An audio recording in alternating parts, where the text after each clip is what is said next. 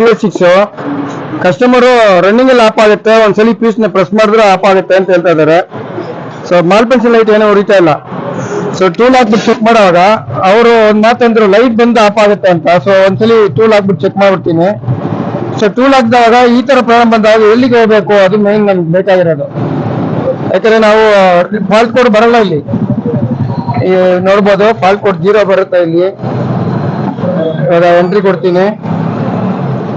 So ನಮ್ಗೆ green light ಉರಿಯುತ್ತೆ, fault code 0 ತೋರಿಸುತ್ತೆ ಇದು. ಯಾಕಂದ್ರೆ ಇವಾಗ ಯಾವ್ದು ಇಲ್ಲ, ಬಟ್ ಟ್ರೆಂಡಿಂಗ್ ಕೋಡ್ಗೆ ಹೋಗ್ಬೇಕಾಗ್ತದೆ ನಾವು.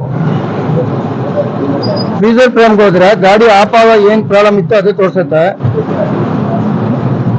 ಅಷ್ಟು ಹೊತ್ತು ವೇಟ್ ಮಾಡ್ಕೊಂಡಿದ್ದೆ. ಲೈಟ್ ಬಂತು, ಫಾಲ್ಟ್ ಕೋಡ್ ಏನಿಲ್ಲ ಅಂತ ಬರ್ತಾ ಇದೆ, MI ಲೈಟ್ ಆಫ್ ಅಂತ. ಬಟ್ ನಾವು ಅದಕ್ಕೆ ಏನ್ ಮಾಡ್ಬೇಕು ಅಂದ್ರೆ ಫ್ರೀಜರ್ ಫ್ರೇಮ್ಗೆ ಹೋಗ್ಬೇಕು. ಗಾಡಿ ಆಫ್ ಆಗ ಏನ್ ಪ್ರಾಬ್ಲಮ್ ಇತ್ತು ಅದು ಇಲ್ಲಿ ಫ್ರೀಸ್ ಆಗಿರುತ್ತೆ. ಸೊ ಎರಡು ಕೋಡ್, ಮೂರನೇ ಲೈಟ್ ಡೇಟ, ನಾಲ್ಕನೇದು ಫ್ರೀಜರ್ ಫ್ರೇಮ್. ಸೊ ಫ್ರೀಜರ್ ಫ್ರೇಮ್ಗೆ ಹೋಗ್ಬಿಟ್ಟು MI ಕೊಟ್ಬಿಟ್ಟ ಫ್ರೀಜರ್ ಫ್ರೇಮ್ಗೆ ಹೋಗ್ಬಿಟ್ಟು ಓಕೆ ಕೊಡೋಣ.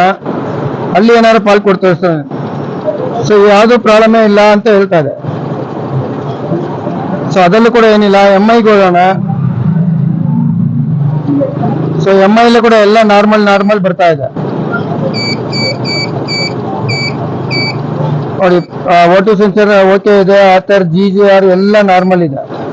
ಸೊ ಇದರಲ್ಲಿ ಯಾವುದೋ ಒಂದು ವೈರಿಂಗ್ ಫಾಲ್ಟ್ ಇರುತ್ತೆ. ಸೊ ಇದು ಗಾಡಿ ಟೈಮ್ ತಗೊಳುತ್ತೆ ಇದು. ಸೊ ಸಿಸ್ಟಮ್ ಅಲ್ಲಿ ಯಾವುದೂ ಪ್ರಾಬ್ಲಮ್ ಇಲ್ಲ, ಫ್ರೀಜರ್ ಫ್ರೇಮ್ ಇಲ್ಲ ಅಂದ್ರೆ ಟೈಮ್ ತಗೊಳುತ್ತೆ, ಹುಡುಕ್ಬೇಕಾಗ್ತದೆ.